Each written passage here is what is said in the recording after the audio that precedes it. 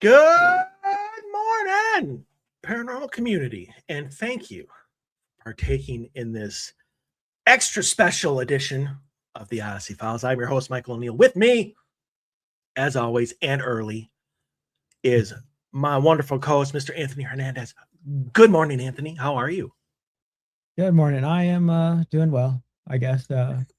Beginning of a new week, so hopefully a positive one. Yes, indeed. We'll get into the positive part of that, obviously, later in the show. But obviously, want to start off the show. It is Father's Day. And so happy Father's Day to all the wonderful fathers out there. And we have our own version of Father's Day here, which I'm so happy because I've been wanting to get Father Bob Bailey onto the show for quite a long time now. Ever since I saw him on Paranormal State. And he's been obviously on a lot of other shows, Animal Planet's The Haunted, Expedition X, which we all know I do not like for obvious reasons, but that's not against him. And you're going to be seeing him coming up here later, which we're going to let him talk about. He's got a new workbook out, so he is now not only a priest of the Catholic Church, he's an author. So just another something he has over me. But he's got a new workbook out, The Art of the Battle. I'm assuming no relation to The Art of the Deal. So I'll just leave that alone. Closer to The Art of War, but yes. The Art of War. There we go. I'm sorry, I didn't go there. But anyway, obviously been a priest since 1993, well known for being a deliverance minister, which we will be talking about. But yeah, let's bring him on the show for the first time. Let's welcome Father Bob Bailey. How you doing, everyone? Good morning. Doing excellent. Thank you for being here. Oh, you're welcome. So we're going to start off like just right out of the gate with something that deals with you becoming a priest, and I'm going to let Anthony start on that. Would you forget? Yes, I did. I blanked. All right, I'll start it then. Yeah, you start it. Okay, I usually do. So my apologies for just kind of throwing you to the wolves there. All right, so many people, especially when they become something of like a religious, whether it's a rabbi, whether it's a priest, whether it's a minister, anytime they're asked, like, why did you join? Like, why did you want? They always talk about, I had a calling, and I felt a calling to this. Is that accurate in your? Yes, it is. So, okay, so that's typically where it's left off. Like anytime I've seen interviews and stuff where people talk about that, nobody describes like what that feels like. And I know there's a lot of like the younger generation, even people my age, now that I'm well into my early 30s, we like to figure out what we want to do, and we always look for that, the calling. And so I'm wondering if you can. I mean, maybe it's indescribable. I don't know, but could you just like describe what your calling felt like? Sure. I think callings are different for different people, where along their journey that they feel and embrace that call. It's not a call like you get something on a telephone or, That would or be you get, very, very easy. Yeah. oh, that would be very easy. Or if it's something like you hear a big megaphone in the sky.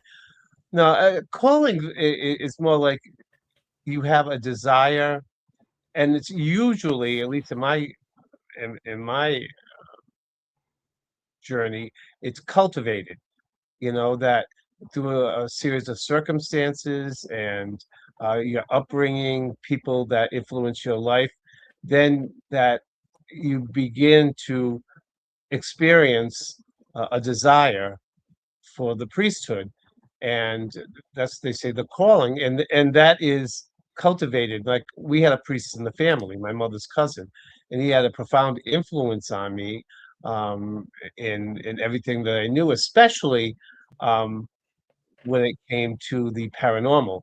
But no, he wasn't a paranormal priest, but he did Mhm. teach me about miracles and visions and apparitions and spiritual warfare.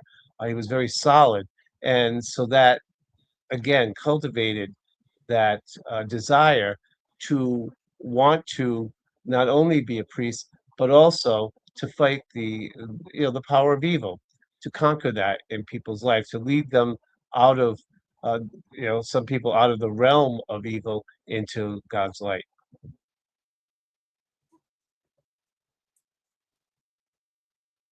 Anthony. Oh, sorry. Drawing a blank on that, but um, I do that to people. yeah, I lost track of that. I lost my train of thought on that question. Oh, Sorry. believe me, it's happened to me many, many times. So you're good company. So when I guess when you had that the calling, was it I'm trying to think of a way to describe it, but was it just things kind of lined up like a puzzle, like the puzzle pieces of a puzzle fitting together, and just you seeing the big picture of things and Yes. going forward with that?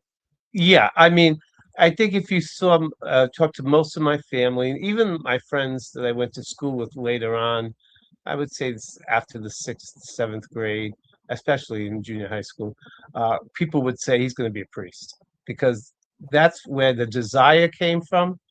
When I was in high school, it was solidified into a serious thing, but most people saw that in me, that I just my devoutness with the faith, I even did something which probably seems unique or strange now, but it wasn't back in my day. That I used to play priest. We used to play mass, but a lot of people did back in my day and even before. It wasn't an unusual thing. So those things were, they would see that, and I would grab my mother's the old missal to follow mass, and I would learn the Latin too, and my cousin would help me with the Latin. And he used to say, Bobby knows Latin more than a lot of priests I know. But yeah, so it's something, like I said, it's cultivated, and people saw it in myself early on. That's not everybody's experience. When I went to Mount St. Mary's Seminary and for my theology, there were people who had careers and did other things before, and didn't necessarily think they would ever be a priest. One was a government agent, another one was a bouncer, another one was a funeral director. They were all different experiences, and some, like myself, who wanted to be a priest since we were children.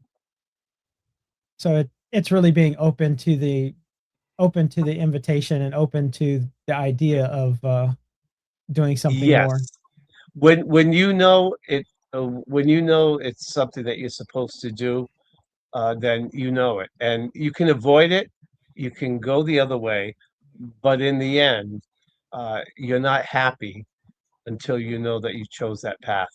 And that's what happened to me too. Like, I wanted to be a priest all my life. Then in college, I kind of left the college seminary for a while, and I tried doing other things, even though people around me said, he's meant to be a priest. But I took that as an insult for a while. It's like, why? You don't think I can do anything else?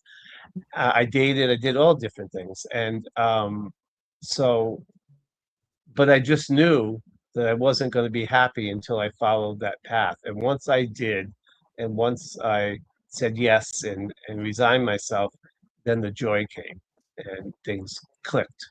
Things really clicked. So it was more the acceptance of the path, and Yeah. once that happened, everything kind of just flowed at Yes. that point. Yep. It's all right. I don't know quite how to phrase this. Because as I'm hearing you talk, I'm wondering, because this is also goes with my own circumstances and own path and whatnot. But when you talk about like turning your back on the path, when you make the choice, I mean, because that's always said, like, that's the biggest gift that you can have, or that God gave everybody, was the freedom of choice. The not willpower, but you know what I'm talking about. Yeah. But I have always seen it, as you said, where things are put in your place to steer you in certain directions, and obviously it's your choice whether you want to take that or not. But I mean, do you think that there's a correlation between the more you don't want to do it, the more strenuous the universe gets to, with you, to the point where you like to almost to the point of like almost a punishment if you don't turn back to the path that you're on? Do you think that that's I wouldn't uh, think I wouldn't consider that harsh because maybe I shouldn't say turn my back on the idea. I was still devout. I was still practicing my faith to its full. Um, and oddly enough, I was still like concerned with the spiritual welfare of my friends and other people. So it was kind of still inherent there. I just didn't want to admit it, and I wanted to prove this was the thing. I wanted to be sure this was a choice and not something that, okay, because I wanted to be this as a kid, I got to do it, you know. And that was it. I wanted to be sure it was a choice for me to say yes, and that this was something authentic. But again, when things start happening in your life and you break even dates to go and help somebody who needs help, uh, then there's something there, you know, even if you didn't want to admit it. And plus, everyone else around, like I said, saw it, and but all except me. And yet, once I said I'm never going to be happy, I remember telling my parish priest that I have my old Roman collar, and I went on to see him, and I threw it on the coffee table. I said, I'm not going to ever be happy unless I pursue this, and that was a changing point, you know, in my life. It brought peace. It brought, finally, I said, I'm saying yes. It's not a childhood fantasy. It's a mature direction and something that I feel that God wants me to do. So so I'm curious, do you think that when you were pretending when you were a kid and stuff like that, that something was kind of preparing you or guiding you towards I that? think so. I think so. Like I said, a lot of us did back then. It wasn't uncommon. And of course, most of others, well, not most, but a lot of others didn't pursue it. It was just that what we did then, we lived in a devout climate, back then. Uh, but yeah, it certainly did help. It certainly did help because, I pursued and wanted to know about like the lives of the saints, about the miracles and all of that, which I may not have done had I not entered into that kind of thing. well, speaking of which, with angels and demons, Mr. Oh, okay. Hernandez?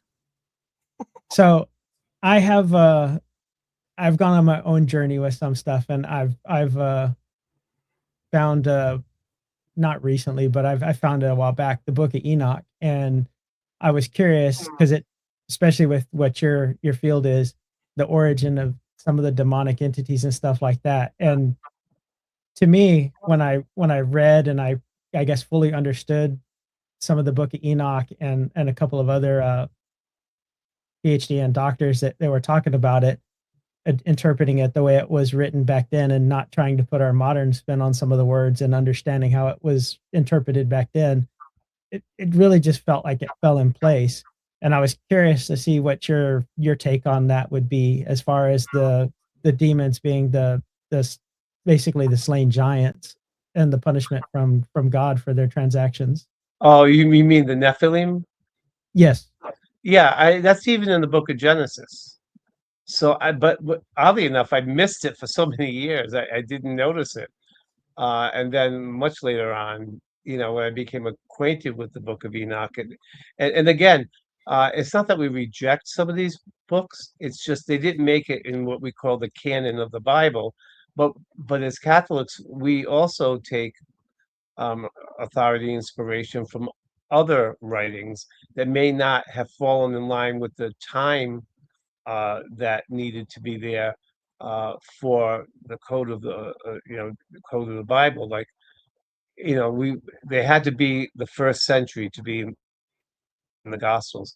But we have other things like what they call the Didache, the teaching of the apostles, the early letters of the successors of St. Peter, and all of that, which we take as very valuable.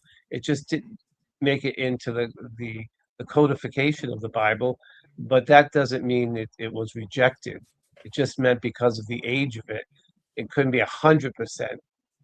It was a little further away from the experience of firsthand experience of Christ and his 12 apostles. So, Okay. but yeah, but I do believe in the traditional sense that demons are fallen angels that rebelled. But then again, the Nephilim did too. So, okay, that, because I've had some people basically, if it's not canonical, they don't want to hear about it. They don't want to talk about it. They don't even want to accept that there's a Yeah, possibility there. And it's like, well, yeah, there's things that are still in the Bible that touch on these things. yes, And even in the Book of Giants, which came out with the Dead Sea Scrolls, it talks about even further back with Gilgamesh and stuff like that. So those references are there. They're just not canonical. right, and for us, that's okay. We still hold them up to be inspirational, and I think that's the difference between us and, like, say, those who are we call fundamentalists, that say only the Bible, nothing else. But then they forget that the Bible came out of the tradition. There was no written word, and in the first centuries, or they had parchments, but in the beginning they were oral traditions. And so the written word of God came from that tradition of the oral tradition, and it was written down so that people could spread the word. um, and I remember being at a gathering, and there were fundamentalists there, and they said, "Oh, you Catholics do blah blah blah blah blah. It's against the Bible." I said, "And who wrote the Bible? Who put it together?" I said, "That was put together in the Council of the Church." I said, "The one that you accept. So, don't tell me about my Bible." Oh, that's awesome. Like I said, I've experienced kind of both sides of that, but usually there's a hard line to not wanting to throw out that that's just not true, and it's just made up stories and stuff. And it's like, well, still references a lot of those things in what's actually still in the Bible. Right. I think some of the things, some of the purported gospels that were out there at the time, later on, were kind of far-fetched. And so we were right to not to put them in the same line as Matthew, Mark, Luke, and John, but not all of them. You know, there's the Proto-Evangelium of James, and that's where, as Catholics, that we get the names of the parents of Mary, Saint Joachim and Anne, who we honor. You know, uh, my home parish was St. Anne's. So there are. It just didn't line up with the years, with the dates. That was it. But then you have somewhere, like Jesus made clay pigeons come, you know, come alive, or the Blessed Mother was gonna, like, whack Jesus and their arms froze, and it's like, okay, that's a little crazy, because Jesus lived a fully human life. and he's not going to do those kind of things as a child. So you have to differentiate and discern, what's kind of the ridiculous, and then what's kind of okay. It's these other ones are very inspirational. Which to me makes perfect sense, because you have the oral traditions, and Yeah. eventually as those get passed down, people are going to embellish to try to make it a better story that they're trying to tell. So that's where you get some of the exaggerations and stuff like that from. Yeah, yeah. And don't forget, oral traditions back then is not like we consider today. Because of the fact they had to rely on that, the oral traditions, they said, well, they probably made up how did they know that? Well, because you almost had a photographic memory because you had to rely on that. So the oral tradition was much more um, was much more powerful, or much more accurate, because that's what they had to deal with. Now we try to do that. It's a different story because we don't have to rely on oral. We rely on the written word now.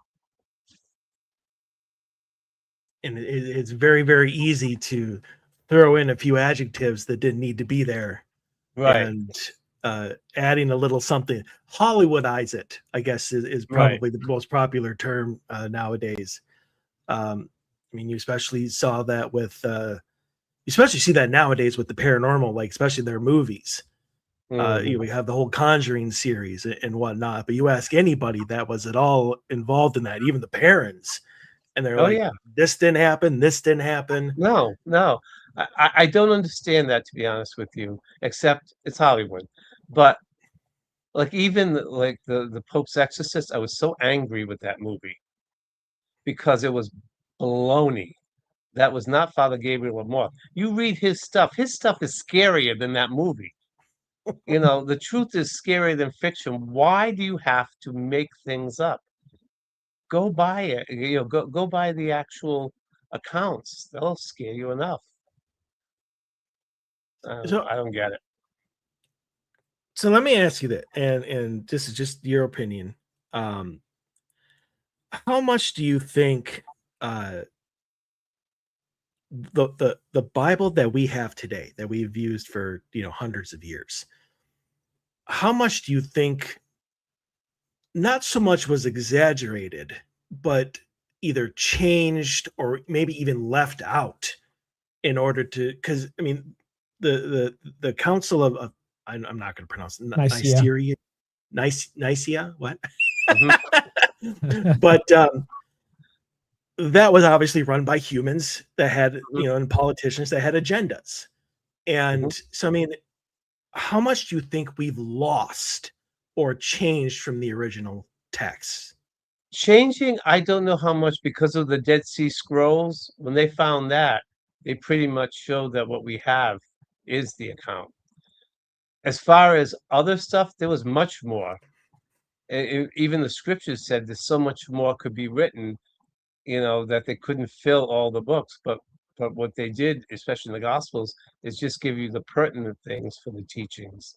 But there was much more, I'm sure, to the ministry of Jesus in 33 years, or 3 years rather, in his ministry. Okay. So I've been waiting a long time to ask this question from somebody of the Catholic faith. So let me give you the context for why I'm asking this. So about a month ago, I went to Prague on one of Maria Schmidt's Mysterious Adventures tours uh, trips, and on it is a friend of mine, who I've known for a couple of years now, who is chaplain, or former chaplain, I should say, has a very, very good relationship with the angels. And during this trip, she was asked to give kind of a small, just nonchalant presentation on angels and stuff like that. And I missed most of it because I was dealing with an issue in my in one of my hotel rooms. But I got down there for the end of it, in which case she was taking, just kind of talking and also taking questions and whatnot. And she said something that kind of shocked me, and I had to ask a question about it. And what she said was, angels hate being prayed to. That they don't like being prayed to by people. They'll still help. They'll still know when they're needed. You know, it's not like they ignore human race, but they don't like the prayers to them. In which case, my hand shot up as an investigator, and I was like, wait a minute. Since the beginning of my entire career, we have been told that we need to pray to angels in order to help us if we're dealing with like a darker type entity. You even have the prayer of Saint Michael that you need to call on him to come and help you. And I'm like, how Oh. how does you rectify that with you saying they don't like to be prayed to when we're told specifically we need to pray to them? And she responded by saying, that's Catholicism. I deal more with spirituality. And so my question to you is, what's the difference? And do you agree with the assessment just in general? No, I don't agree with that assessment at all. I'm sure that the angels, even our Blessed Mother, don't pray to. Prayer. This is what people don't understand. These people don't understand what prayer is. Prayer is a communication. Remember the old English where they would say, "Oh, so and so, I pray thee, tell me." It's prayer just means a communication, means speaking. However, I'm sure what the angels wouldn't want us to do is to pray to them in the sense of honoring them more than God, which is oddly enough that these people that aren't Catholic, that have these relationship with angels, do worship them more than they worship God. They treat them as deities, in my experience, and it's like no. So they wouldn't want the attention drawn onto themselves. However, they are there, just like your guardian angel is there. And I'm sorry, the sense that if you say I'm not spiritual, I'm Catholic, well, the Catholic Church has had this for millennia before all this metaphysical stuff, this new kind of metaphysical stuff came out. And now they're changing the rules, you know. I'd rather So stick with my tradition. so one of the things that I've found when doing research into the older theologies and stuff like that was that a big thing that they talk about going back to the origins of the words is that people, I guess, misidentify what angel is, because angel was a messenger, not really a species or a person. It was a job title rather than that, because there's several different types of angels. Hmm. Yes, absolutely. The word angel means messenger. They're all spirits. They're created spirits in the angelic order. But when they interact with humans, that's when we refer to them as angels because of their interaction with human beings. And like the angel Gabriel, the angel came to speak messages. Uh, the angel Raphael came to help Tobit, and so you have once they interact with human, but that's the technical term, but it kind of gets lost in the common usage of the word Yeah. angels. There are lots more spirits out there, angelic spirits that we don't know about or that we don't define because they don't necessarily interact with human beings, And that in a was direct sense. and that was one of the more fascinating things that I saw, because I never really thought about it till I read that they talk about angels going amongst people and not really being able to distinguish them until they showed their true presence amongst the Yeah, people.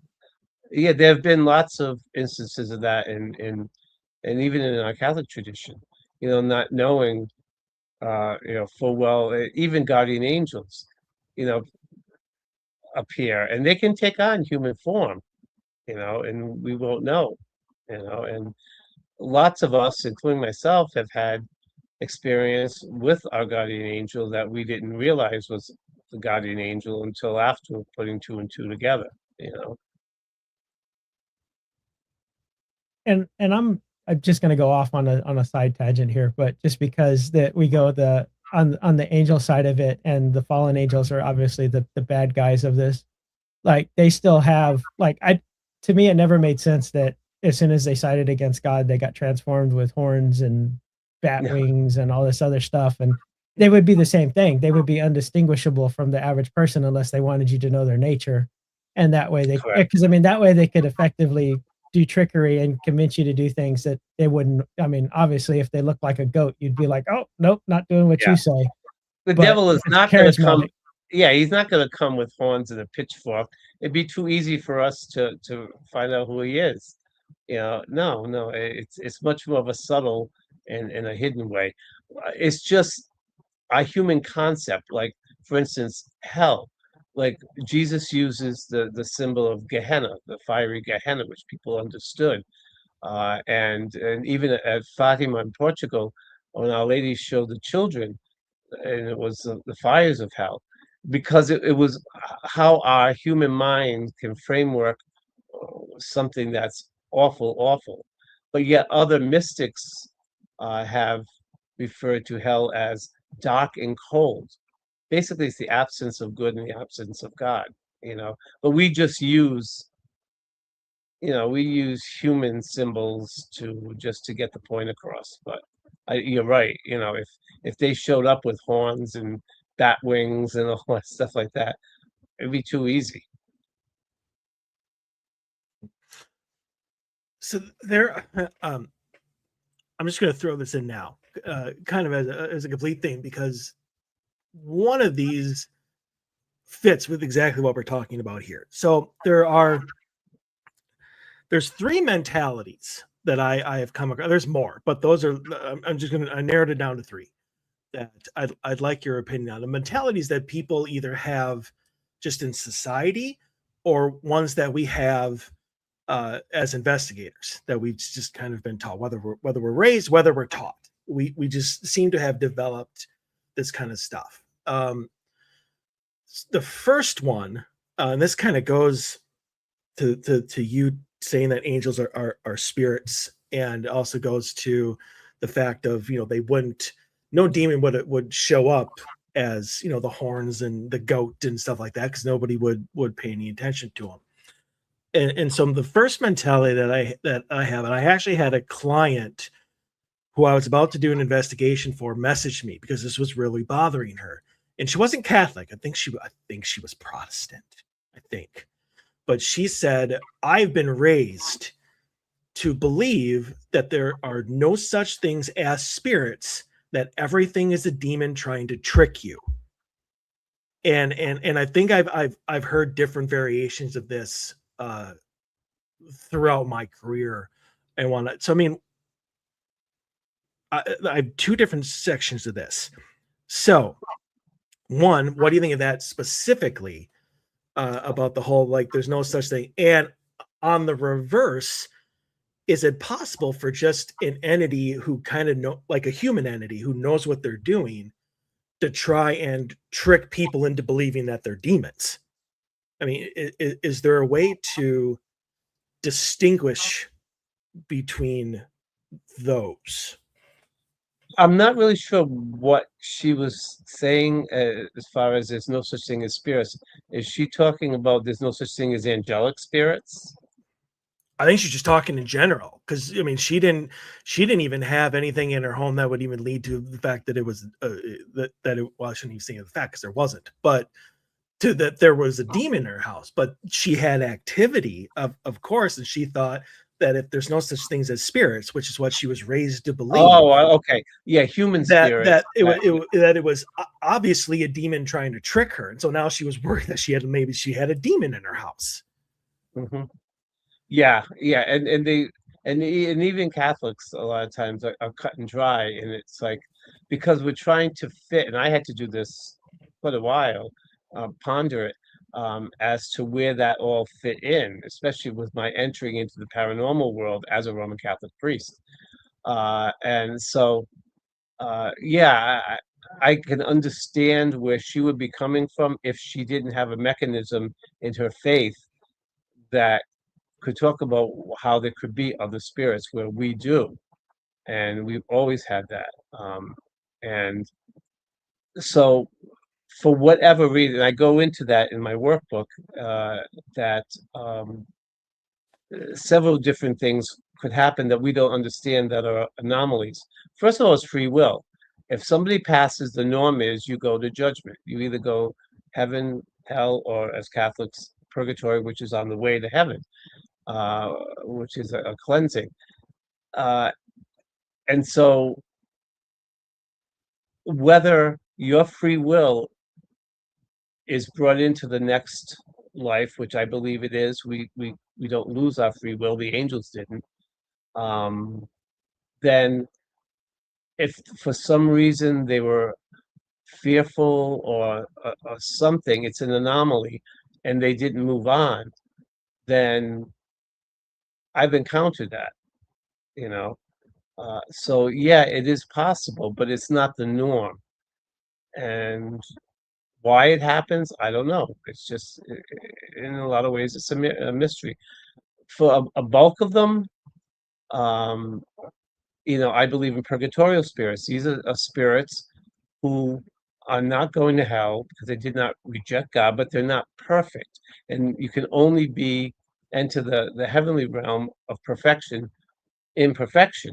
And so God in his mercy has this time of us working through, maybe sins that we have rejected, but there's still residues of them, and we haven't asked for forgiveness, but we haven't rejected God. And so this is a time of mercy, and purgatory is not a place, just like heaven and hell are not a physical place. And so some of these purgatory spirits are on earth, and they've asked for our help, and we believe that prayer can help usher them in quicker, by our prayers and our sacrifices, to help them because they can't help themselves. And I've run into that a number of times, and I do that at every mass. I ask Saint Michael and another saint to gather souls that could benefit from the graces of what we do at mass, to help them to go into the light. And I believe that helps. Another thing is, I was just in a place, in Connecticut, Mansfield Training Center, and for some reason I went near the building. I saw these teenagers, and they were almost like in a bowling kind of triangle. So I could see the beginnings of them, but not at the end, and not inside. So I don't know if they're all boys or girls or whatever, but they were young. And for some reason they were there. And so I began to pray that they go into God's light. And I truly believe, because you could feel the energies shift, that they did. And when I was walking to the car with my friend, I distinctly heard, "Please don't forget about us." So I knew that there were others. Now, were they purgatorial spirits? I don't know whether they were, or they were just, for some reason, energy that was stuck there, but we can help them. That Sorry, Andy, if you have a follow-up, go ahead. No, I was just curious. So, of all the people that talk about like everything is evil and this and that, one of the things that's always confused me is like when people start saying stuff is demonic and stuff like that. To the best of my understanding, even though they're angels, they're fallen angels, they've lost the healing capability. So a demon can't create, can't heal, can't do beneficial things like that towards you. Well, they can to masquerade. They can they can seemingly do good in order to lead people astray. So yeah, But it's that not a can true be healing. right. It's not a true healing, but it can look like to the world, that, oh wow, this is something good. And then you can tell later by the fruits of they're leading into disobedience, they're leading you away from God, away from truth, then you realize, oh, well, wait a minute, no, this isn't something good. Okay. I don't know if it's too early to kick into my other question, but It you is. kind of touched on it with the. Okay. Well, I'm still waiting for the second part of my question about like maybe a human entity masquerading as a demon, Oh yeah. and how do you kind of tell that apart? I have not had that experience, so I'm not Really? sure. I I wouldn't foresee how or why a human spirit would want to do that. So I'm not sure. I've just never encountered that. But again, by Interesting. the fruits, by you know, uh, a human spirit uh, can only have so much power and authority, where a demonic spirit has so much more intellect and power because they are of the angelic, they were and are of the angelic order. Uh, so you may be able to tell by their fruits, but I've never come into a human spirit, except that I've run into what I call damned human spirits. These are human spirits that rejected God and they're in hell with the demons and they act in league with them. And so I have to treat them and expel them the same way I would a demon because of Like their nature. I it's so easy nowadays, especially with Hollywood and all the TV shows, not all of them, but most of the TV shows and the reenactment shows and whatnot, all going negative. Like they only show evil. That's it. And so now um somebody hears footsteps going down their hall and they freak that it's a demon. It sounded like goat hooves, is what they'll tell you. So I mean, I can't imagine that there wouldn't be some mischievous human spirit to just do it for fun, like just to see people freak out. And of course, they're going to call it into yourself or uh, any other priest or minister or even an investigation team and be like, I got a demon in my house. I heard goat hooves, on my floor and stuff like that. So, I mean, Mm. I'm sure that you haven't come across anything like that. I have not. No, I have come across when I've gone to homes of human spirits that people have Oh, labeled, yes. but not the spirits themselves. It's just that people misunderstand. They think every bump in the night is a demon, and that's Mm. kind of dangerous because if everything, there's two extremes that get me concerned. One is everything's a demon, or demonic influence is rare. That's baloney too. And I hear some people that that know me and like me, and they'll say, "Oh, well, guess what? You don't do the work that I do. You don't enter into the same realm. You're a paranormal investigator, so you're not going to see it as often. I get called into the dark cases, you know. So there's a danger of two extremes, and neither one of them are helpful in the work. So one of the books that was recommended to me that was really an eye-opening thing, and I really, I guess up until that point never really thought about it, was C.S. Lewis, The Screw Tape Letters, Oh, and where great! it talks about the whispering and stuff. Yeah. And I can't I can't not recommend that book enough to people for them to actually read it and just take a second and think about what is motivating your thoughts and why you're thinking the things that you're thinking. So that would be a true type, I guess, lore to the dark side of that stuff. hmm Absolutely. Like I said, it's a classic. Everybody should read that. Who is interested in that, in the field. And the other one is M. Scott Peck, the Children of the Lie, is another very good one. Anthony's going to go buy it right now. Yeah, probably. And I mean, like you see him typing. He's doing it right now. So, but again, and I look at it from, I'm gonna say like a pragmatist type standpoint, but I mean I have the same thing with our government and disclosure now. Like, how do you tell the difference between and this goes to a question Anthony's gonna ask, so forgive me if I kind of lead into it, but how do you tell the difference between the two? How do you tell the difference between a demonic whisper and just making a bad decision, or you're going more on temptation, than necessity?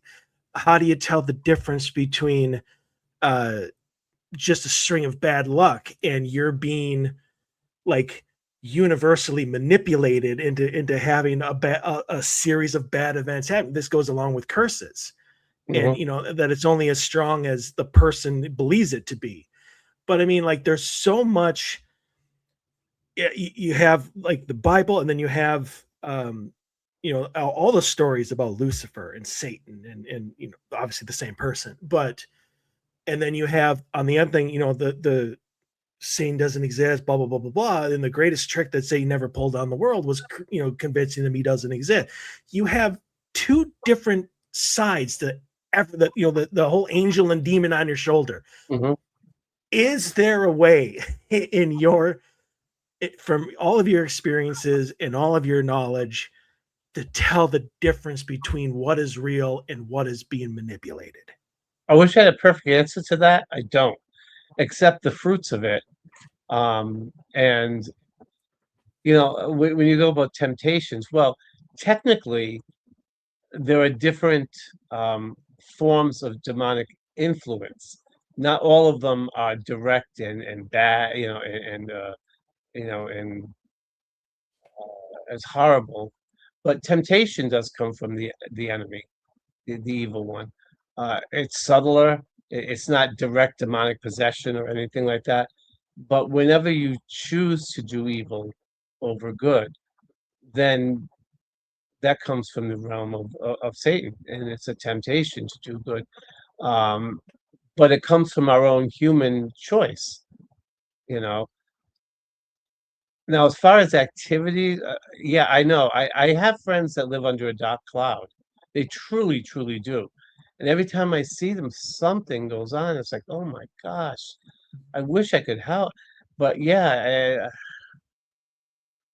I don't know how a foolproof way of saying what's the difference, except that these people aren't like opening themselves up to anything evil, to the demonic realm. It's just that some people just have a knack or just a lot of things that happen, whether it be health or whether it be just things that go on. I don't know, but I do know people like that live under that kind of a dark cloud. But I know it's not directly satanic. So do you ever feel like you have I guess a topic or something like that you're wanting to talk about or do something like that, and there seems to be like a negative implication to where something's trying to push you away from that topic, almost to don't touch on this because it doesn't want you to discuss it, doesn't want you to get that out there? I don't know about subjects, but definitely when I do the work and go to help people, whether it be houses, their lives, yeah, I do feel that. And then if I ignore it and do it, then there's repercussions, there's retaliation. And again, it's not the devil and the pitchfork and the horns you know and gonna put fire down. It's always subtle, the attacks that we get. There's subtle things in our lives. You can just tell by the number of them and when they show up and how they show up, whether it's being retaliation. So you just can't dwell on it. You can't look for it behind every corner, or else you're going to get obsessed. And there are some people who are obsessed with the demonic. Oh You yeah, know? I've heard stories of people getting a flat tire and saying the devil did Yeah, it, and I was like, yeah, yeah, thinking you's a little bit more busy than that, but yeah. I mean, now if you were going to an important talk, or you're going to a home to do a deliverance or a house liberation, maybe you can state a case for that. But if it's just because, okay, there's a damn nail in the driveway, or I remember I had one at the gas station. How it got there, I don't know, and it punctured my tire. Well, it just happens. Yes. Things happen. You know. So going off the whole evil thing there and the UFO thing, I for one, I noticed you had the Fatima picture on your webpage, which I thought was awesome in itself, because I've touched on that and some stuff. What are your thoughts on people, and we're talking the vice president even, coming out and saying that the UFO thing is nothing but demonic and we should leave it alone and all that? There was a very well-known exorcist that basically posits that some aliens are demons, and got fired by his archbishop. Don't let me go there.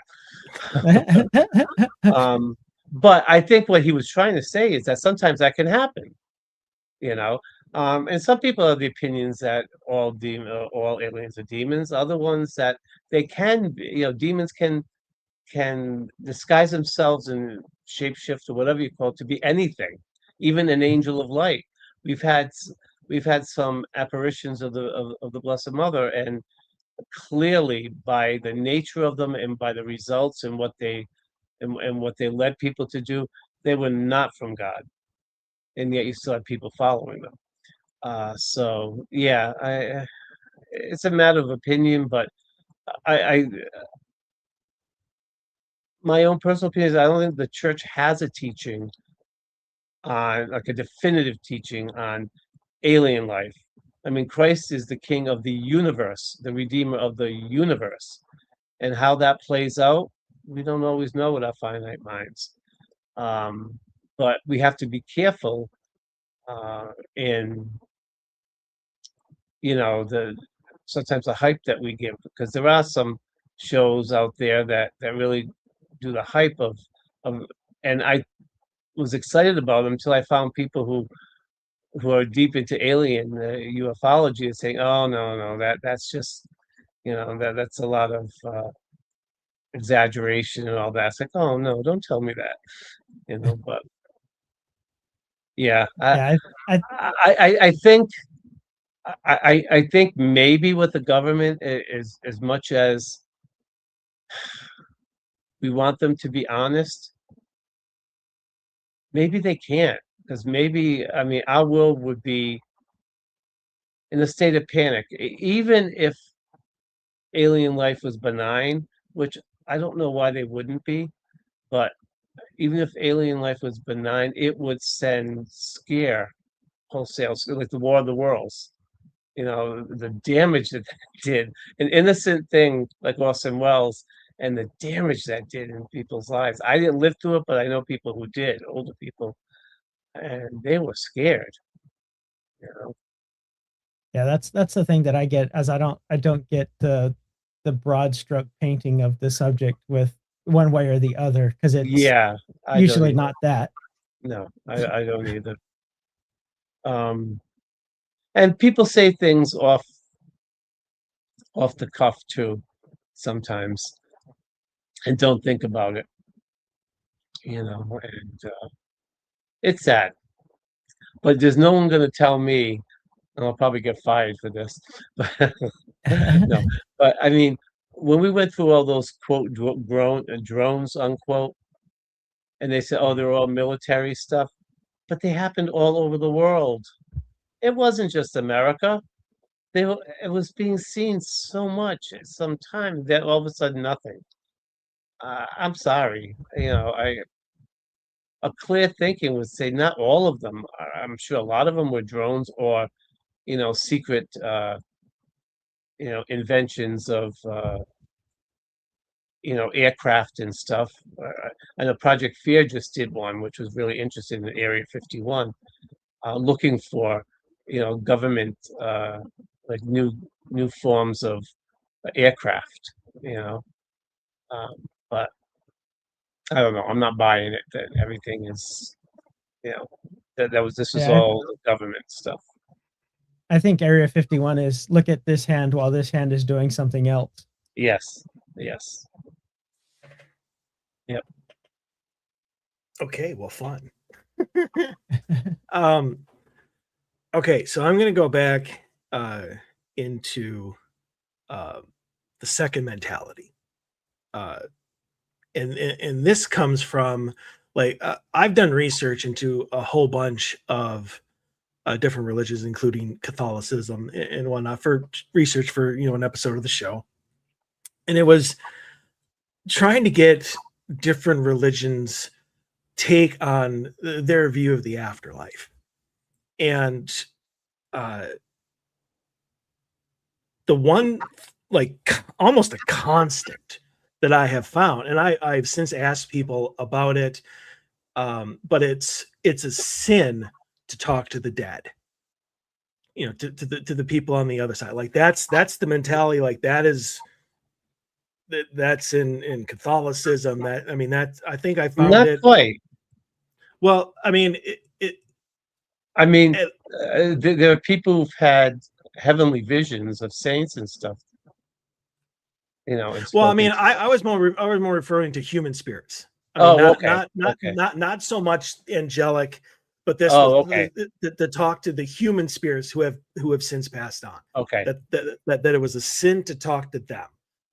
And like I said, I've since asked many people who have far more experience in this than me, and they said, well, that wasn't the way it used to be, like way back before we had the Quran and the Bible and whatnot. Like, that was the way of doing things, is you conversed with the dead and then they gave you the answers. And then for some reason, obviously, organized religions decided to put the kibosh on that. And I go back to, and this doesn't necessarily need to be the answer, but I would like the answer to this, because I said I was going to save it for this. But you made a comment when I met you a couple weeks ago that really threw me for a loop, because I was shocked by it. But you made just an off the cuff comment about how Me? people, that people thought that you were the Antichrist. And I was like, what? Like, huh? Like, that made no sense to me. And I was like, because you've been on TV? And you're like, Oh, yeah, pretty much. yeah. I think I And exaggerated when I said the Antichrist, but I well, think you were. That's what I said. It was kind of just Yeah. an off the cuff, jokingly kind of comment. But when I was like, because you were on TV and whatnot, like, you kind of got a little bit more serious, and you're like, yeah, pretty much. But I mean, are you looked down upon as, because you try to talk to human spirits and help them move on? If so, why?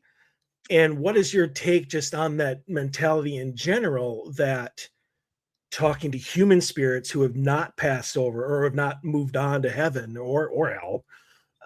Right.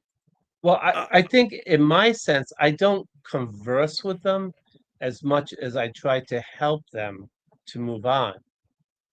And so it's not like we're sitting down and having a conversation. Right. Others, there are others who do that. I don't engage in that because there's a danger to it, because you just don't know sometimes what you're doing. That's why and I do make a blanket statement against Ouija boards and seances, because So do we. most people don't know what the heck they're doing anyways. And you can open portals. You can open the realm of the demonic is much more intelligent than we even forgot, you know, and and that can very well happen. So I'm very careful about that. People tend to throw the baby out with the bathwater. They tend to believe that if I'm going in the house doing an investigation, okay, or then maybe this is what you're talking about here. I'm not conjure. Okay, with the church and our faith forbids is conjuring because of the danger of it. Okay, if I'm going into a home to determine if there's something there or if it's something that can be explained away, yes, I do look for signs. I do look for some kind of a proof, and yes, that does include um, uh, conversing in the sense of, but I always do it in an authority, so that they have to answer, not because of who I am, but because of who I represent. And that's the difference. And people don't understand that difference. They think everything is evil. No, conjuring is dangerous. Conjuring is forbidden by a Judeo-Christian tradition. However, if you look at that example that they all use in the Old Testament, the Witch of Endor, God was, I mean, the prophet was not angry about the conjuring as much as the fact that he had done wrong. He disobeyed God. That was the crux of it. If you read that, you can clearly see that. And I have that in my workbook. So, again, there's a lot of misnomers there, and I protect myself, and I teach people to protect themselves when they're trying to determine if there's something there. I've gone into homes that they said were presences, but you could explain them away. Even the senses of being watched and all that there was things in their mechanisms, in their utensil appliances that were given away, emitting things that can make you feel like you're being watched, or noises that in things and faulty things that you just need to replace, and that should make people feel happy. Doesn't always, but it should make people feel happy about that.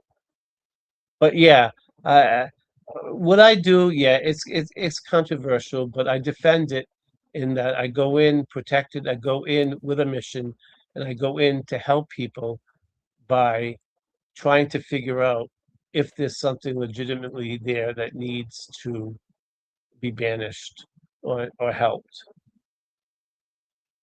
And is that frowned upon by people in the Catholic Church, that you go on TV and you kind of showcase this?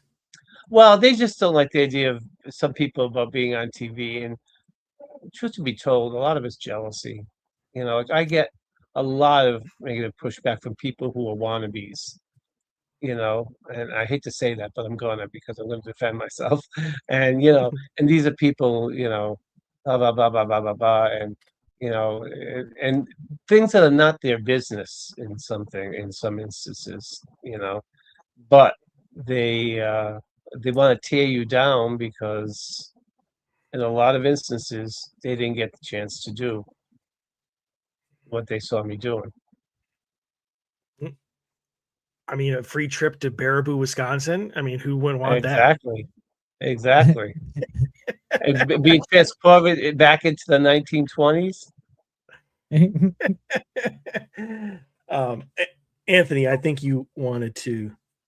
No, I was just going to point out that it's a sense of jealousy more than the fact that they should be proud that you're putting the information out there and getting the correct information out there. But there are more personal issues with that stuff, which is why they do that attack, I guess. Yeah, there are too many people out there who are not minding their own business in some instances, and who think they can opine by their reading of one book on subjects, and now all of a sudden they're demonologists, or they send $20 in and become a quote ordained unquote minister, and now they have a certificate and everything. Yeah, but I'm saying I did 8 years of seminary studying theology to be prepared to help people, and these people are just, and even the word demonologist just gets thrown around. There are people who are, but I would never call myself a demonologist, because it just doesn't fit. I'm not taking that out of context of the whole realm of the angelic, and I don't know, it's just titles. Everybody wants titles, makes them feel important. My biggest thing is, I think people, if they were in that actual presence of something like that demonic, I really think that they would be changing their underwear, because it's just, they're not really prepared for what they think they are. No. You talk to bona fide exorcists like Father Amorth, Father Rio, Father Carlos Martins, and what like, when you run into a truly possessed person, it's scary. These people that talk about on TV, oh, they were partially possessed, they went in and out of possession. What? Yeah, like the devil's just going to jump in and jump out. You know, it may be some other kind of demonic influence, but it's not possession, but they like to call it that. You know, and it wearies me because it's giving people the wrong teachings out there, the wrong. It's not equipping them with truth, to help them. You're right, if they ran into a truly demonically possessed person, they would run the other way. They would be changing their underwear. I only ran into it twice. And I wasn't the exorcist. I'm not an exorcist, but it was enough for me to remember that I will never ever forget, and would make me feel like I don't want to be an exorcist. I think people who want to be, they're the ones you should never ask to be an exorcist. Is that why they say before an exorcism you should fast so you don't have anything to blow into your shorts? Well, the fasting, I know yeah, that's not it, but no, but it keeps you strong. There's criteria, and I'm honest. I don't think I'm holy enough. There's a criteria set in the ritual because it's dangerous. That's why you have to have obedience. With the bishop, which is in the tradition that he's got to look at the life of the priest that he chooses for this, because if not, it could be a danger to the client, to the priest, as well, and it could be botched up, and the famous case of Annalise Michel is controversial in both ways. So I'm not emphatic, but I think there's definitely some things that they should have done to preserve her that they didn't back then, in that case. That could have helped the situation, but that's why you have to be careful. You just have to be so careful. I don't know why I'm asking for differences, like what, and so many different things, but you had just said that you don't think that you could be an exorcist because you're not holy enough, or that you just would want to be, but you do obviously encounter and engage demonic entities and whatnot as a deliverance minister. And what's always baffled me is what is the difference between the two, because you're still engaging the same type of demonic entities, but it's a like level of intensity. ways? Okay. It's a level of intensities.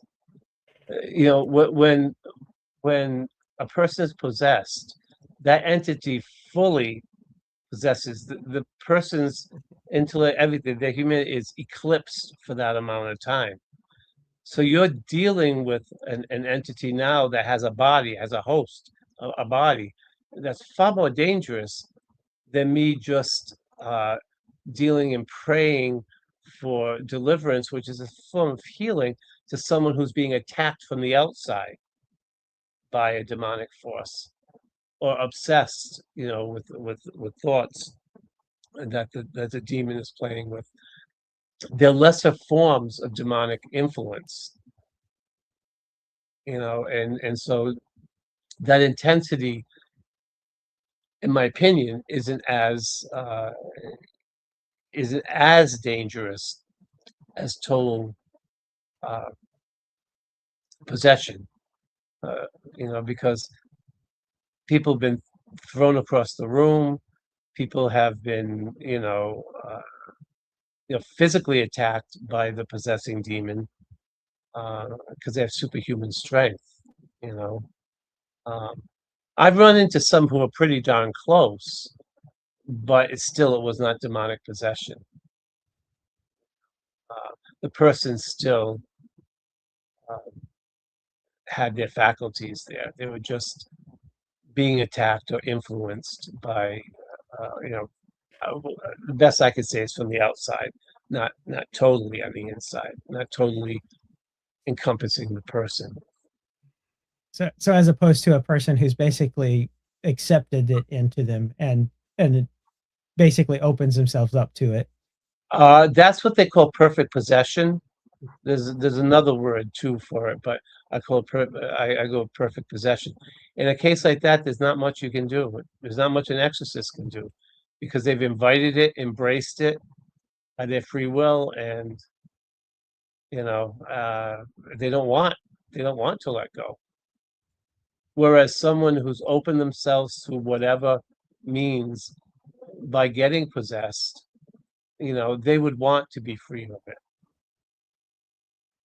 And you can tell by some of the exorcists would see, like, whether written on them or by hearing in a moment of where their humanity comes through, help me, you know. You wouldn't get that through a perfectly possessed person, to my knowledge. Because they would have accepted what they were trying to do. Correct. Yeah. If you ever And came there are into some a case, people on TV who have gone and done that publicly, have told me, come into me. I want to take them and just smash their head against it. There's something mentally wrong with you, first of all. Second of all, you've just invited it in. There's no helping you. You know, you've just sold your soul.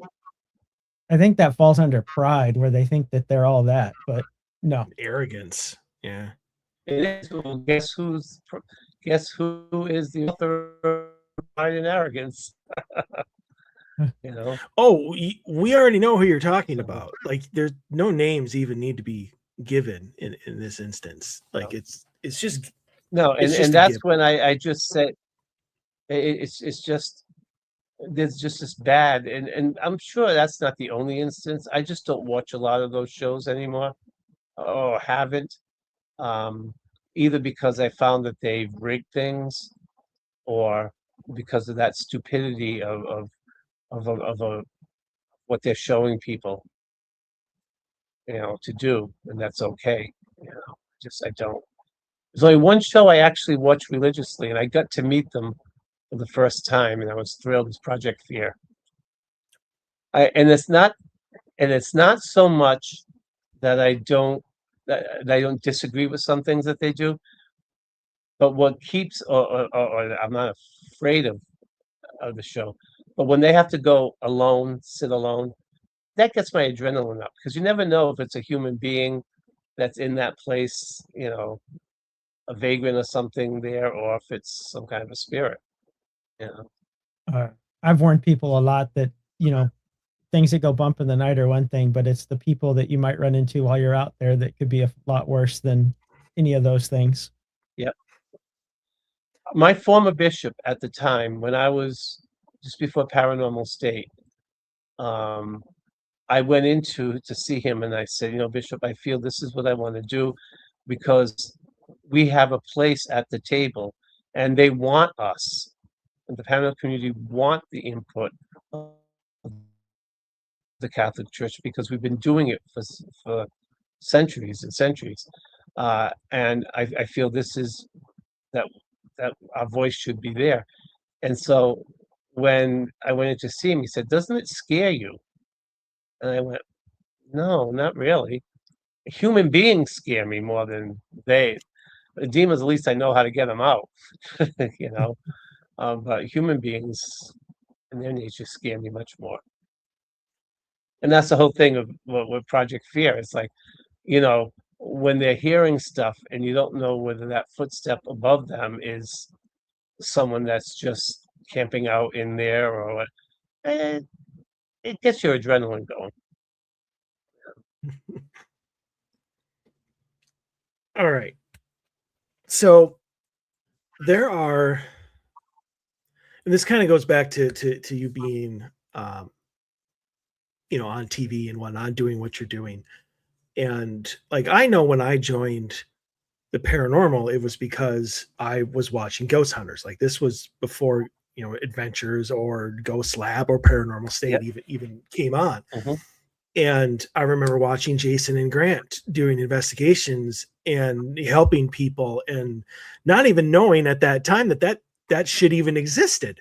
Like, I didn't know people went into people's homes and like helped them with their paranormal stuff. I just read stories, like that was it. But they really inspired me to want to try it out. I felt a calling, if you want to put it that way. Mhm. And here I am, obviously 15 years later. But do you think, or maybe you've encountered people when you go to shows and whatnot, people who have seen you do what you do, and you face the demonic presence, and you use God's influence and God's will to help people in whatever manner needs to be done. Have you encountered anyone, or do you feel a sense of inspiration for people to come after you? I hope. I do have found people that have been inspired by what I did, because there wasn't many Roman Catholic priests out there in the forefront doing it, except in the line of exorcism. Uh, I would hope that when I no longer have the faculties to be able to do what I'm doing physically or emotionally, that there would be other priests coming up, being able to learn what I've learned and help people. Um, yeah, I don't know. The answer right now is I don't know. Although I am privileged enough to to know seminarians coming up, through the ranks, and I try to share with them very subtly and very quietly what I do. Mm. You know, uh, and one can only hope. The problem I have with uh, this the newer breed, and this is not painting a whole stroke because it's not across the board, but it is that they don't want our input. We're has-beens. They know everything now. They read 2 books, or they whatever, and all of a sudden they know, or they're putting their own spin on it, and they're not going with the inspiration of people who've been doing it longer. That saddens and scares me. They're trying to do it the hard way. I mean, that's basically what I equate that out to. You're not taking the advice from someone who's been there and done that. Yeah. Yeah, I was just talking to a guy who's been doing it for many, many years and an authority on it, and he was complaining about the same thing. And he said, "Yeah, we're all old hat. You don't know what you're talking about anymore. You're in the past." Oh yeah, well, past is where you learn. If you cut off the past, then what do you got? If you don't learn from your past, you're doomed to repeat it, which the Exactly, hard way. exactly. I can completely see, but like, yeah, I've read the Bible, but I've also read M.H. Scott's "We Are the God" or whatever, and so you're an old timer. You can just go and go to the nursing home, and we'll take care of this, old man. Like, I can completely see that, and as somebody who's right in the middle of being the old man and still wanting to learn, like, I find that arrogance. Like, shouldn't that be part of like the requisites of being in seminary school? Is you have to get rid of the pride and arrogance? Because that's the 7 deadly Mm. sins. Yeah. Well, I no, just, you have to learn. That's why we learn from our sacred history. That's why we don't throw everything out just because it's like we're not solo scriptura. We're not just okay, if it's not in the physical thing of the Bible, then it's worthless. No, we don't believe that because the Bible came out of our tradition. So we have sacred tradition, you know. And if you don't learn from the great lights and the great thinkers in the past, you're going to be deficient.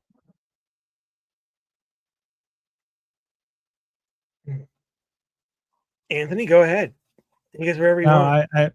it's to me it makes perfect sense. Like I said, that's you're not wanting to learn from the lessons from the past. You're wanting to try to blaze your own path to something that really you don't have to, and you're just taking the hard way to do it.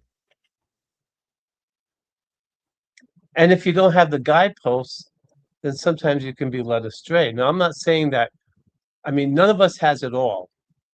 And anyone who does, well, stay away from that person. We're continually learning in this field, continually. Mhm. So I'm not saying that we don't learn, but you also glean from what has worked before to help you to go forward. Now we understand more things about psychology now, which is why, like, for an exorcism, you have to have a complete medical and psychological in the Catholic Church uh, uh, study done before a bishop will ever sanction an exorcist, because it can be dangerous if there are other things that could be dealt with to make that person whole, and you just automatically go to the demonic, you know. No, that makes perfect sense to me. That's one of the things that I've asked Mike that dealing with people eliminating a potential mental issue that you might be running into with someone rather than or environmental for that fact, and getting rid of those things before you jump straight into the paranormal even. Mhm. It's just sexier to always run to the paranormal. It sells books, it sells shows. Yeah. That's the one thing I Fair. loved about being on Paranormal State, because we didn't always run into the demonic, and it wasn't always running into the paranormal. Sometimes there were things that we found that, you know, could be explained, and we did, you know, to the chagrin of producers who always want you to find those things, but that's not reality, you know. No, that Nor to is me it that's a better reality story that, anyway. huh? To me, that's a better story as well when you actually find It's and eliminate those things. which is why Paranormal State honestly had the appeal, and I continue to hear that, because they help people directly.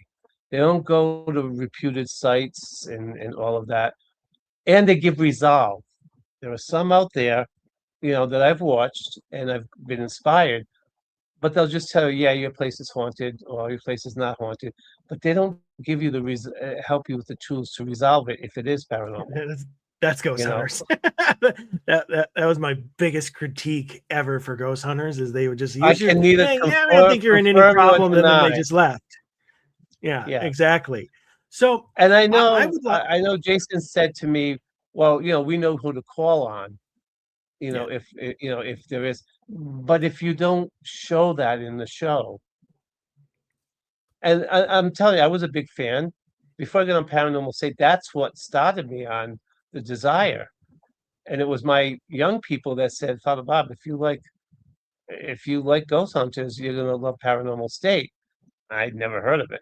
When I went on there, I loved the faith component, and I wrote to Ryan, and we became instant friends, and then the rest is history. But yeah, yeah, I it's sad, and you know, maybe a lot of that is because of the producers too, you know, because Well, there so is not a stress, but there is a kind of a thing, pressure to want to produce something because it's a show, you Ratings. know. Yeah. so so And I I don't would know like about you to you, but what the other frustrating thing, there's no way of helping except to explain it. But people think that, okay, there's an hour show. People think that things that have been resolved within that hour, whereas like Ryan and them were there for days before. They were there after.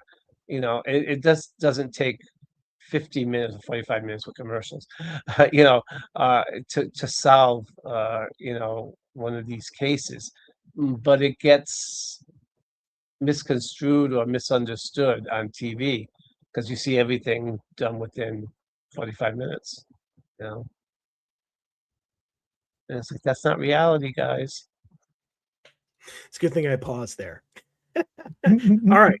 I need you to clarify something for me, because back in my career, before I even started the show, before I even started my team, I went to a couple events that were hosted by Chad Kalick, obviously a big Paranormal State person who you don't apparently have much respect for, just by the look on your face.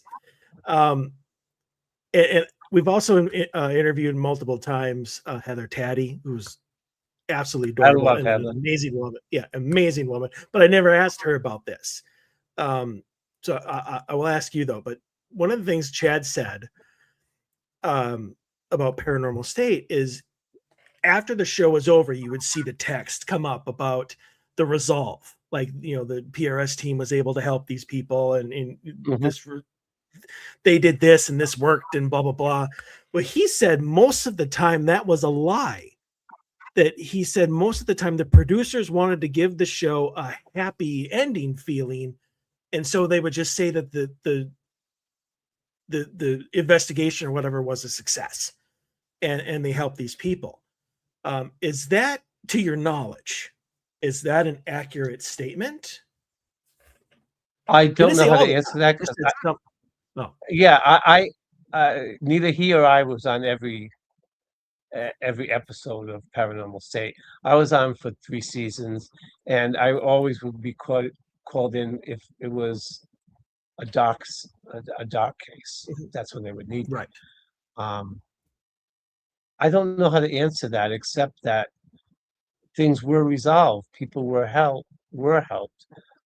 Yeah, there was always that pressure and stress, that tension with production, but to my knowledge, I think they tried to help everybody, and Yeah, so that was that never was in any question. yeah, so to me, that was a success.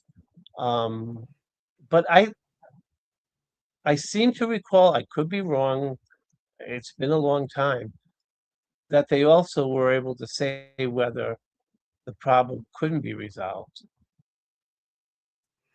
I do remember there was like 1 or 2 episodes where it was like something that was done by the team like didn't work, and like the activity still Right, continued. and it kind of Yes, there were. still exists today, yeah. I can remember, like, reading that at the end of a few of them, but I think a number of them were resolved right there, during the show and saying, "Well, this is where this comes from, this is where that comes from," but, again, reality shows, then again, reality shows, and you gotta understand that there's a lot of components, including the production, and so is it perfect? Absolutely not, you know? Um, but I would never have put my reputation in jeopardy by going on a show that I felt didn't have the integrity or truth, or faking anything. And that's why I can honestly tell people, no, they didn't. If they were faking it, I wouldn't put my integrity on the line and put it there. In fact, there was one instance where production wanted to change the narrative because it looked better, and it wasn't as it wasn't as spectacular. And Ryan threatened them. You do that, I'm walking out, and I will tell everybody. And so they stuck with the original narrative. So at As they least I should. know that for a fact. Yeah, of course, I, of course. But that's the tension with production. I could see that. It even happened in Expedition X. They were trying to, like, it was my friend's house, and I was already going there to do a deliverance. They had no idea my connection with the homeowner, that he was a friend that had reached out to me, and they were trying to make it, the spirits are coming over from the Conjuring house, and They were trying to tie the Conjuring House into this particular one. And that's what my friend Patrick did not want. And I said to him, I hate to tell you, I'm overhearing something. No, but yeah, that's the difficult thing. It, Well, at Trying to least in hide my I don't want- in what I do, I try to convey and give as accurate as I can a teaching on at least my end of what I do, you know, as you know, in the spiritual in the work, and that's what I'm Okay. hoping in the future too. So I'm going to go into the third mentality now, because this is a big one for me. Because I've been asking a lot of people this. Maybe I shouldn't say a lot of people. I've been asking people who would be in the know, who are part of the paranormal community, and especially the TV community, including Michelle Belanger was the first person that I ever asked this question to. But this is the third I love mentality. Michelle. I do too. Probably one of the most intelligent people in the paranormal that I've ever encountered. Like She is a just amazing. demonologist. Yes. She is a She demonologist. wrote the book on the book of demon, or the book of the book of demons. It's the Dictionary of Demons. Dictionary of Demons. Dictionary. I'm like, there's something wrong with that name. Yeah, Dictionary of Demons. Yeah. I'm sorry, I can't. Guess who gave her the inspiration to do that? I'm gonna say it's you. It was a talk that Michelle and I had at a Paranormal State. I said, Michelle, you know so much. Why don't you write something like this? And she did. If you look at the original, it's been republished. But if you look at the original one, there is a dedication to me in there. Not only has it been republished, but she's added to it. Yeah, last couple exactly. Of Exactly. Yeah, I mean, she's So- the go-to person. So she was the first person that I ever asked this question to. And the mentality is, and I even heard Nick repeat it at the event in Baraboo. So I'm just like, this is very alive and well, which I absolutely do not agree with in any way, shape, or form. But the mentality is 3 knocks equals a mockery of the Trinity. And I had never heard that come out of the Bible. And so I was like, I asked Michelle, I was like, where in the Bible does it say this? Or does it hint to it or anything? And her reaction was, I'd never heard of that until Lorraine Warren. And so since you've worked with Michelle, you have worked with Lorraine, you obviously know the Bible inside and out. Where did the origin of that type of thought process and mentality, which so many investigators now go with? Like, I've even given my own team claims from clients, and as soon as I say they heard 3 knocks on the wall, everybody gets skittish. So like, oh, I don't know if I'm going to be, they start to get apprehensive, and I'm like, relax. I just have a hard time believing it. So, I mean, I want to turn this over to you, but what is your opinion of that statement? Right. Michelle is right. It is not in the Bible per se, but then again, not everything is in there. The meaning behind that was the 3. Everything that the devil does is a mockery, because the 3 o'clock hour is the hour of mercy and the hour of salvation.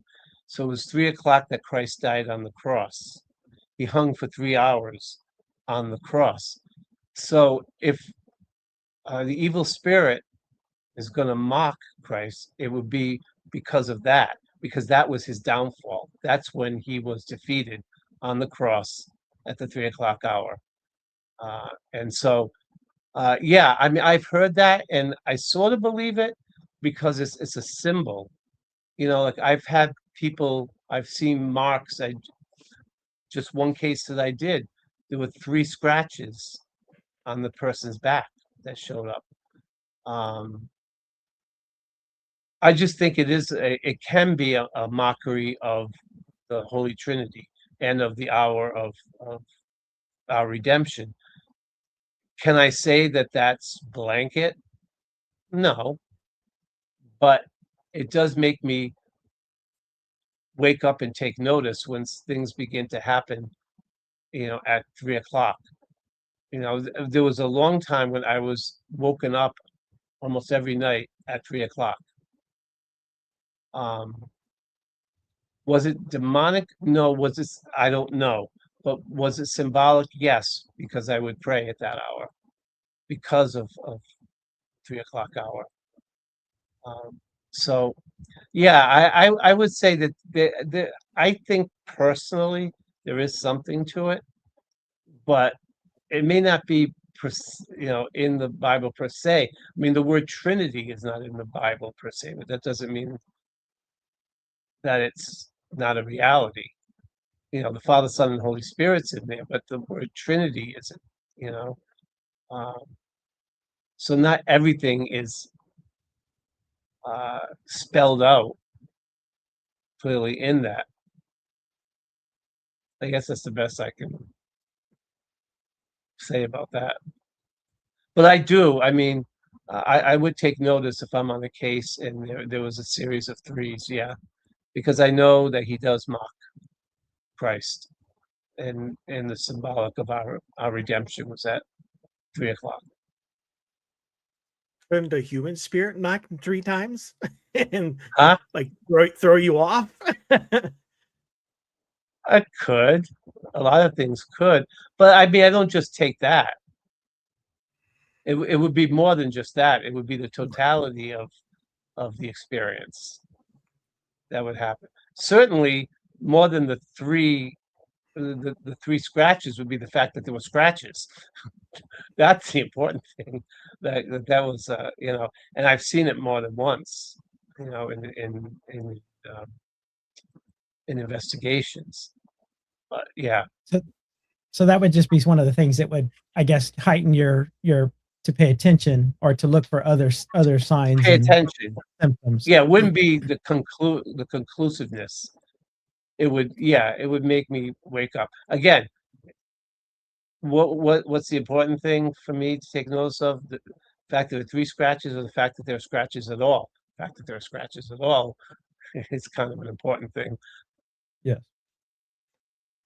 So, I mean, in your, because I've always been interested in that. I have never, there's only been one instance in which any of my investigators over the last 11 years have ever gotten scratched. And it was one scratch on his stomach, which I don't believe to be demonic in any way, shape, or form. So, I mean, I've been very, very lucky in that instance that me or any of my investigators that have come with me on investigations have never experienced that, except for that one instance. So, I mean, how much, I know for like a demonic entity, it's probably not that big of a deal for them, but human spirits can also attack. Like they can also scratch and they can also hurt you and bruise you and stuff. How Mhm. how much energy, like how powerful does a human spirit have to be in order to inflict that type of an I would outcome? think they have to have a lot, because it would take a lot of energy. Sometimes it takes everything they can to set off a REM pod, you know, or to even get their voice on a recorder, So, um, yeah, it would have to be something. Uh, yeah, it would have to take a lot. Like people feel touched. Like I felt something at one point brushed against my thigh a couple of times in a certain house that I was called to.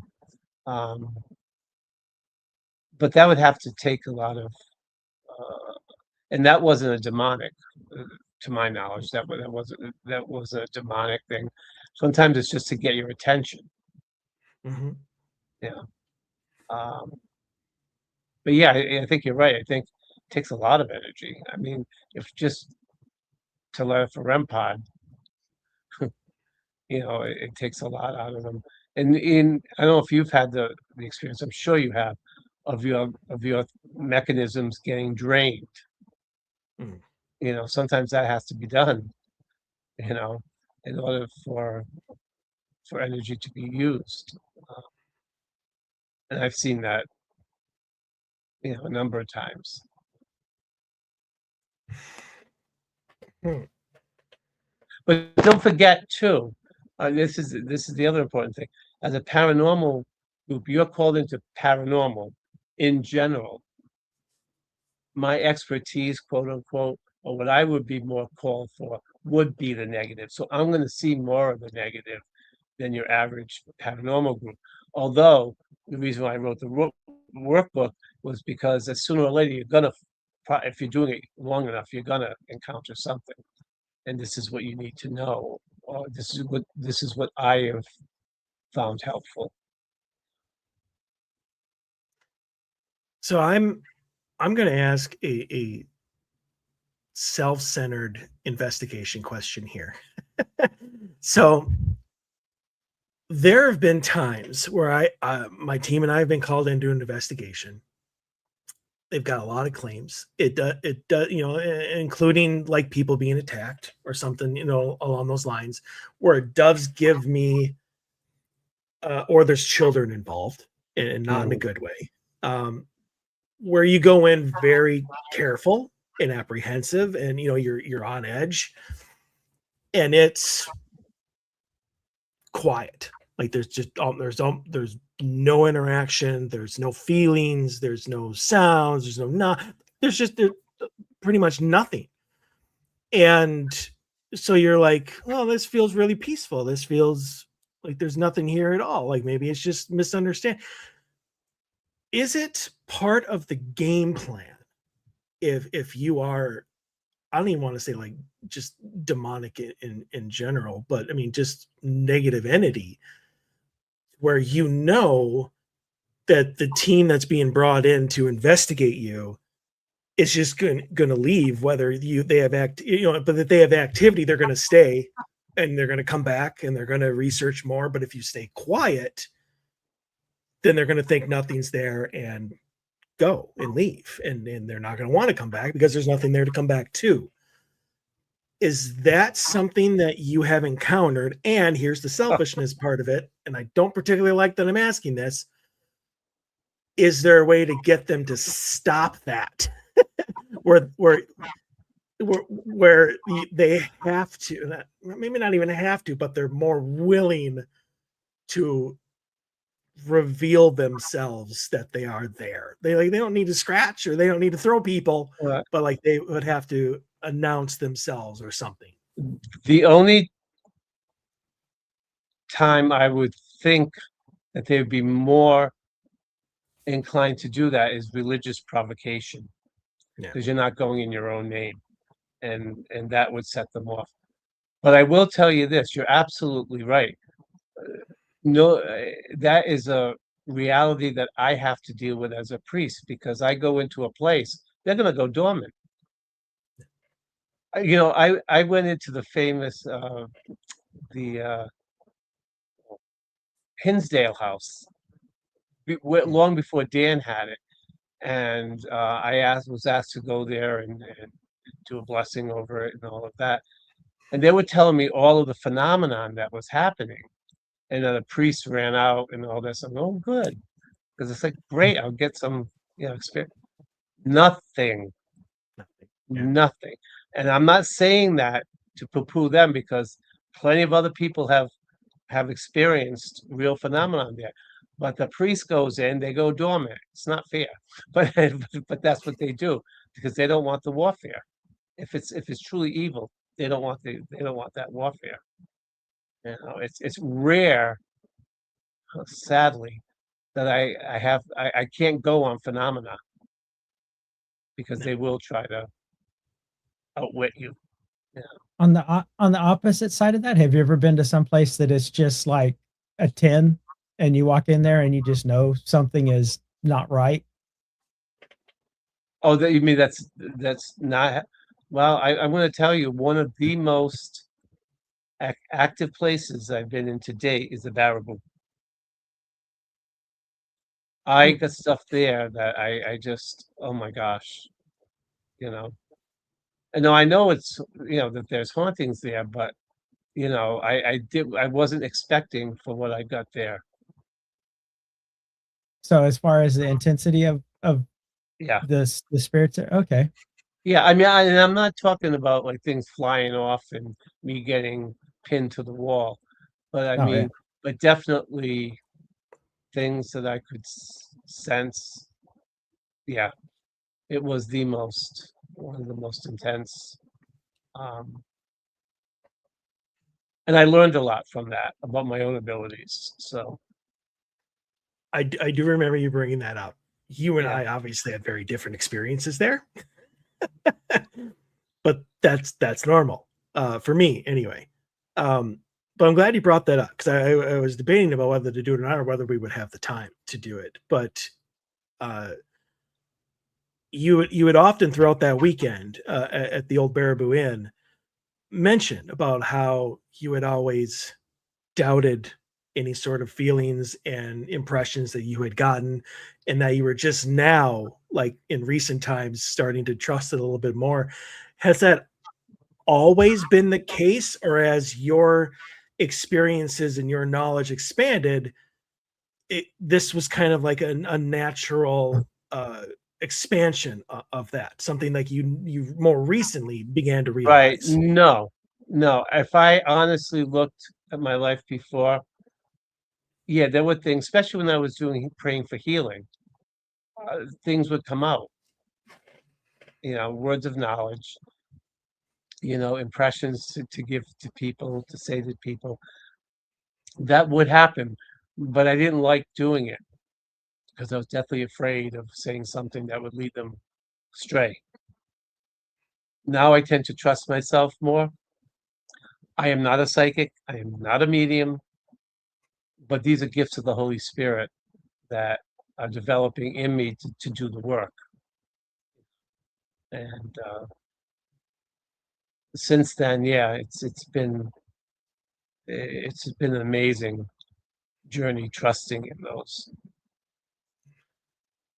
I have also, uh, in recent times, begun to trust the intuition that I feel, and I've come to understand that I have spirit guides that are throwing these ideas in my head that I would before very much doubt.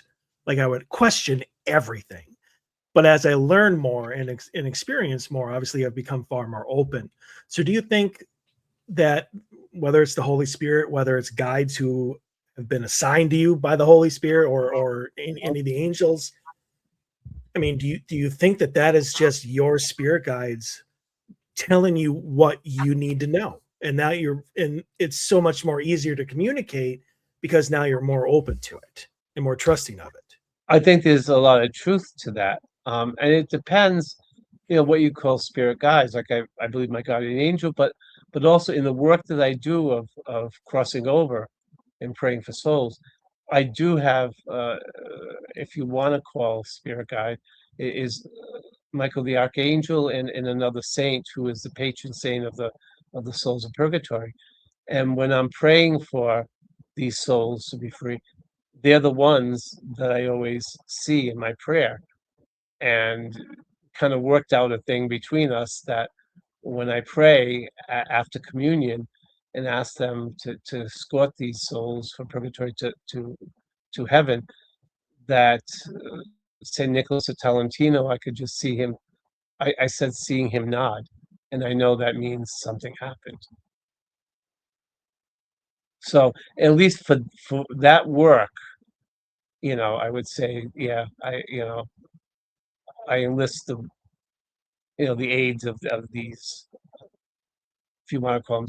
It's all semantics, because, you know, like in the paranormal world, they call them different things. You know, paranormal world, they call them psychic abilities. And in the Christian world, we call them the gifts of the Holy Spirit. And they're comparable. It all depends on how to use it, and you know, and what you use it for. Um, so, and that's what I'm becoming more and more at peace with. People don't understand that. They, you know, they want to lump everything together, but you know, we've always had people that can discern spirits. We've always had, so people who've had the grace to be able to give a word of knowledge to somebody when they're praying over for healing. Those are the charismatic Pentecostal gifts of the Holy Spirit. All right, Anthony, So last people- question is yours. No, I was just going to say, so people basically are the same thing. They're just calling it different things Exactly. depending on the person Exactly. or the place. Exactly. I mean, I don't get into fortune telling. I don't believe God works that way. However, I do believe in warnings, that God will give someone a warning to say, you're heading down the wrong direction, and, or, you need to change this in your life so that, your life would be better. I mean, that kind of thing. But as far as, it's my own opinion again. I'm not knocking anybody else, but like, I wouldn't look into a crystal ball and say, okay, this is going to happen to you in 20. I just think that kind of, that's not the way God will work with me. Nah, I was going to say it could be simple as check your bank. Check your bank. Wow. And hoping there'll be another $20,000 in there that came from. or that you're not missing it. Yeah. Okay. Well, with the time left, so you have a new show that you are it's in the very early stages of work. Just really quick, whatever you do know about the show coming out that you can talk about, we'd love to hear it. Yeah, I don't a lot, but except again, by design. I do believe it was by design. I met Nick and Tessa in Gettysburg, and I was always a fan of Nick. I liked him. Once he left the show, but I was A lot of always people like, liked him once he left the show. yeah. But even beyond that, I was thrilled. We were called to a case. I knew that there was a case at the orphanage. That was something that was out of the ordinary, and wasn't good. And so I got to work with Nick and Tessa that night. It just happened, and our energies worked very well together. Like hand in glove, and we were able to expel what was there and get rid of it. And that's when we knew that we worked really well together. And they were embarking on a new venture of, rather than going to reputed places, that they wanted to help individuals and cases, much like Paranormal State used to do. And I was invited to see if I wanted to be on board with that. And I said yes. So that's all we know so far. I know they have cases, and I'm hoping that I'm looking forward to working with them on that. Perfect. I mean, is there any timeline for when it's coming out? Like, that was never even acknowledged. No, not. It's a long, lengthy process of producers and people about all that stuff. The Baraboo was kind of a testing ground of just starting to do that with us, and it was exciting. So I just, whatever's going to help people is what I want to get back into, and so we'll see. It will happen sooner than later. I look forward to it, and I'm sure everybody will know about it sooner than later. It's not a state secret. It's just that it hasn't been developed that further yet. And because I'm a self-promoter, if you guys are ever in Minnesota and need a local team to help out, this guy. So Minnesota. I don't know what that means. Oh, it was in a movie. It was in a movie. It was a woman. It was a nun, and she had an accent. I think it was Minnesota. Oh, Minnesota. I thought you were speaking Latin there for a second. No. So people can grab your book, obviously, Yeah. the Art of the Battle off Amazon or any. Amazon. I'm assuming like Barnes and Noble and stuff. Are you on Barnes and Noble at all? Like .com? No, I haven't gotten that. It's still a journey of public. I'm writing a second. I'm going to be working on a second one, and that's on positive paranormal phenomena. I like that's it I'm already. excited to do that because that began on the Devil's on the Run tour that I began to show like relics, holy relics, and all of that, and people really responded to them. They felt safe, they felt protected, and they were like lions listening. I didn't think people would, but it was amazing. So you have a very active social life, quite and active. you are going to be going around all sorts of different events throughout the summer and fall. So Yeah, where can people see you? in July I'll be at Connecticut Paracon, the 11th and the 12th. August I'll be at the Parajam in going back to Gettysburg, which I love Gettysburg. And then towards the end of the month, I'll be going to New Orleans for the New Orleans Paracon. In September, I'll be in Cleveland for a Paracon up there. October, I'm not so sure yet, except I'm going on vacation to Tarrytown, which I've never been to because it's one of my favorite stories is the Headless Horseman. So I'm thrilled to be able just to take some time with myself and a friend and just go there. Very nice. Other Very than nice. that, and then there's work with Nick and Tessa, which that's in the middle of everything. So I don't know dates or anything with that yet. Perfect. Well, if anybody needs your assistance or they have questions or anything like that, where is the best way for them to get a hold of you? Okay, if they go on to, I have a website.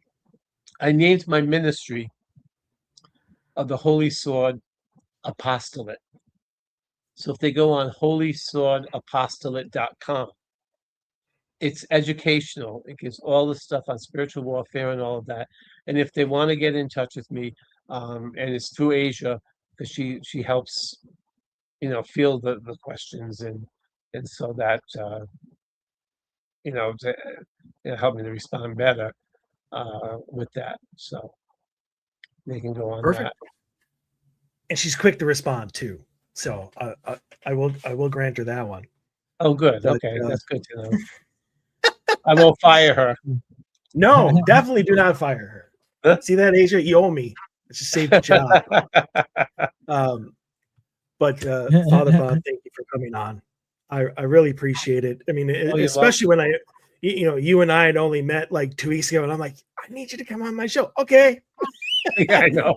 Like I didn't even have to twist your arm, which is very, very generous of you. Because I know that you. Plus, it helps that I had a ghost teeny before that.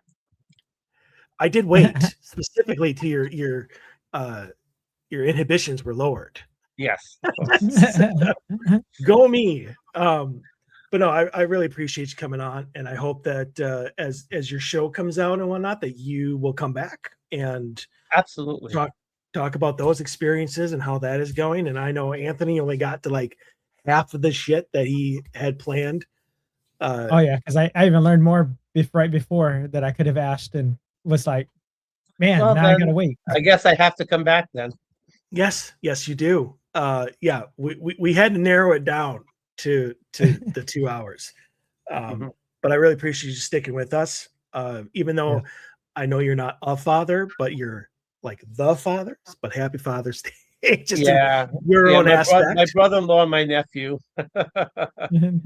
Exactly. So all right, that does it for us. Anthony and I will be back next week with another brand new episode. Until then, stay healthy, stay safe. We want to see you back here next week. Everyone, have a great rest of the weekend and a happy Father's Day.